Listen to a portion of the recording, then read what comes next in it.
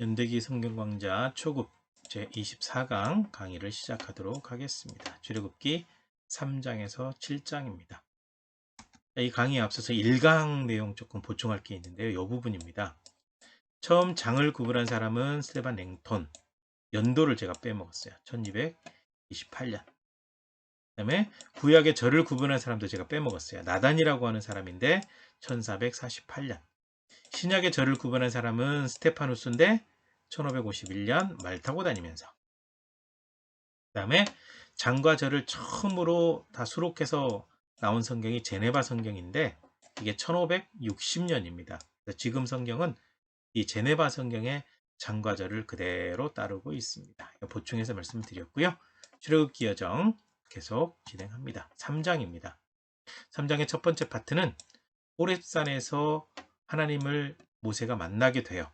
하나님의 천사가 떨기나무 불꽃 가운데 나타났어요. 떨기나무에 불이 붙었는데 나무가 재가 되지 않아요. 모세가 그 광경을 보고 더 잘 보려고 가까이 갔어요. 네. 그때 하나님께서 모세에게 네가 서 있는 곳은 거룩한 땅이니까 네 발에서 신을 벗어라. 그러면서 하나님께서 이제 모세를 지도자로 선택하셨는데 모세는 하나님 뵙기를 두려워합니다. 그런데 하나님은 모세를 선택하셨죠.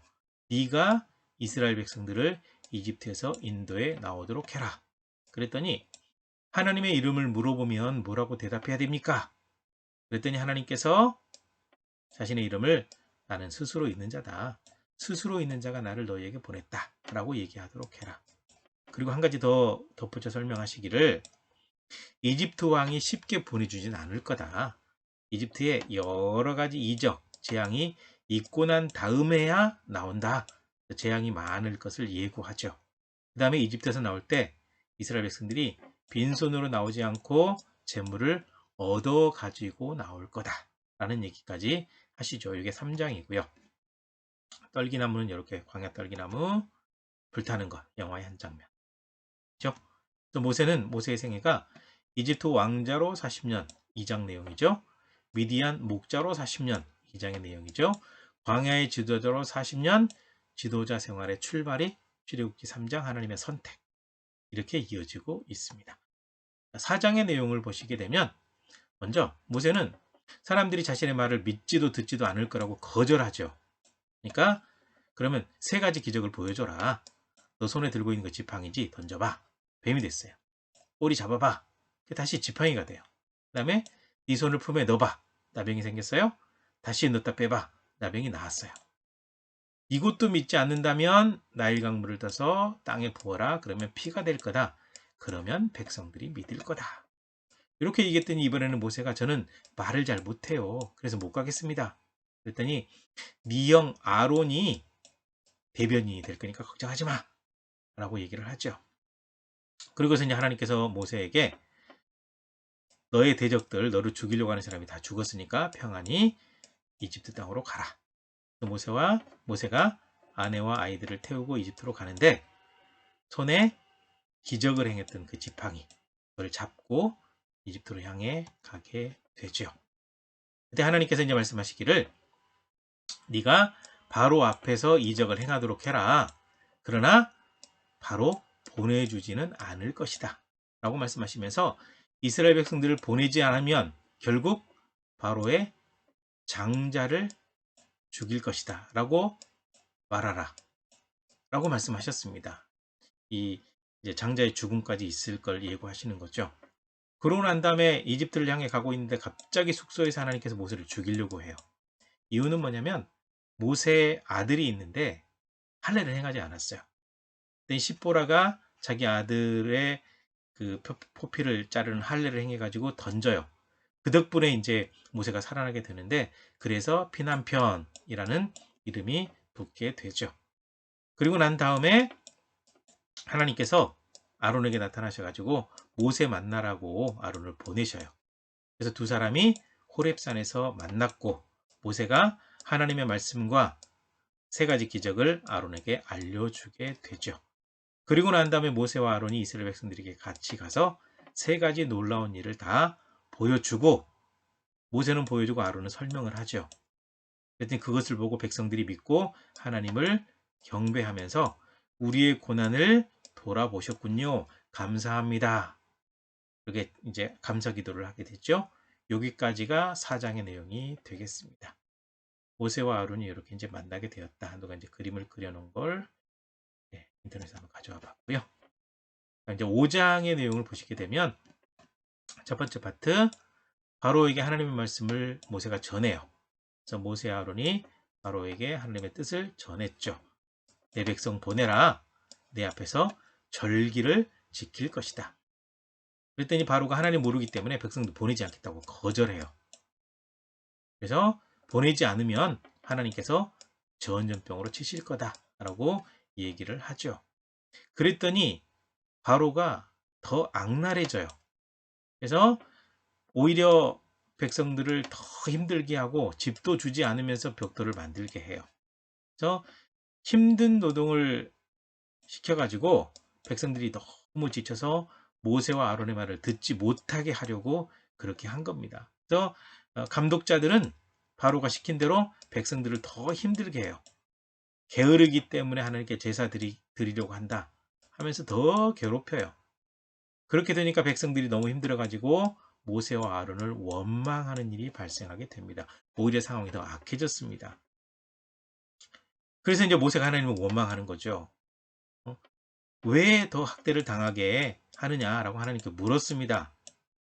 그랬더니 바로는 더 학대하고 하나님은 구원하지 않는다 라고 이제 모세가 이렇게 얘기를 하는 거죠. 그러니까 하나님께서는 침묵하고 계시고 이스라엘 백성들은 더 힘든 상황에 처하게 되죠.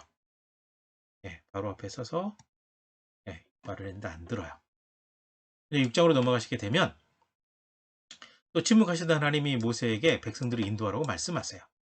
그래서 바로에게 하나님께서 행하시는 모든 일을 모세가 볼 것이다 라고 말씀하셨죠. 강하게 말씀하셨죠. 그래서 백성들의 탄식을 듣고 그 언약대로 이제 아브라함과 이삭과 야곱에게 했던 그 약속을 행하시겠다, 그 말씀을 하는 겁니다. 그래서 이스라엘 백성들을 이집트에서 건져낼 것이라고 말씀을 하죠. 그리고 가나안 땅을 이스라엘 백성들에게 주겠다라고 분명히 말씀하십니다. 그래서 그 하나님의 말씀을 듣고 모세가 하나님의 말씀을 백성들에게 전했지만 마음 상한 백성들이 듣지를 않아요. 그리고 바로에게 가서 말하라고 하니까 이스라엘 백성도 내 말도 듣지 않는, 내 말을 안 듣는데 바로라고 듣겠습니까? 저는 말을 못하는 사람입니다. 라고 얘기를 해요. 거절을 하죠. 하지만 하나님께서는 모세와 아론이 이스라엘 백성들이 인도하는 사명을 감당해야 된다라고 말씀하세요. 그러면서 그 뒤에 모세와 아론이 어떻게 족보가 어떻게 되는지 누구의 아들이고 어떻게 되는지 이 모세 아론의 족보를 소개하죠. 이스라엘 백성들이 지도자이기 때문에 족보를 소개하는 겁니다. 그리고 이제 하나님께서 모세에게 바로에게 하나님 말씀 전하라고 얘기를 하죠. 그래서 하나님은 바로에게 가서 말해라. 모세는 저는 입이 둔한 사람입니다. 라고 거절을 하죠. 그러니까 이제 상황이 너무 악해진 상황이 되다 보니까 모세도 자신감이 많이 떨어진 것 같아요. 하나님의 말씀을 듣고도 이런 상황이 되었던 겁니다. 그래서 이제 7장으로 넘어가시게 되면 이제는 아론을 대언자로 세우지요. 이집트에 여러 큰 심판을 내린다고 말씀하십니다. 백성들을 이집트에서 인도해 내려고 그렇게 하신다라는 거죠. 그래서 이집트 사람들이 그 재앙을 보고 하나님을 인정하게 하고 이스라엘 백성들은 이집트에서 나가게 된다라고 분명히 말씀을 하셨습니다. 그래서 모세는 당시에 80세, 아론은 83세, 바로 앞에 섰을 때 하나님 앞에 지도자로 부름을 받았을 때 나이가 이렇게 되는 겁니다. 그러고 난 다음에 이제 바로 앞에서 지팡이를 던져서 뱀을 만들었습니다. 그랬더니 이집트의 마술사들이 똑같이 지팡이를 던져서 뱀을 만들어요. 그래서 모세가 만든 뱀이 마술사가 만들었던 뱀들을 삼켜버리게 되죠.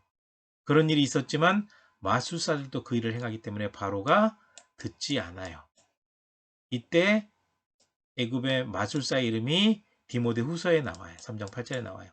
얀네와 얀브레, 모세를 굉장히 힘들게 했던 두 명의 마술사죠.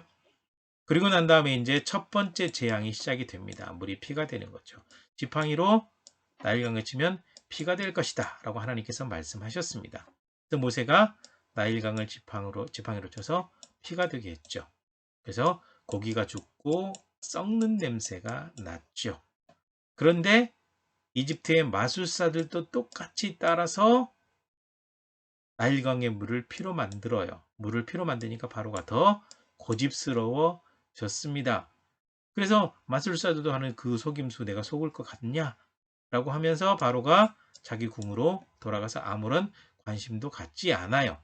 그래서 첫 번째 재앙이 일어난 지 7일이 되었지만 바로는 아무런 관심도 갖고 있지 않고 이스라엘 백성들은 데리고 나갈 어떤 기미가 보이지 않고 이제 사람들이 스스로 마실 물을 구해서 먹게 되었다. 이렇게 되면서 7장의 내용이 마무리되고 8장으로 이어지게 됩니다. 자, 이렇게 지팡이로 뱀을 만들고 나일강을 피로 변하게 하고 바로의 마음은 고집스러워지고 백성들은 데리고 나가지 못하고 이렇게 됐습니다. 자, 오늘은 여기까지고요. 나머지 내용은 다음에 이어서 하겠습니다. 수고하셨습니다.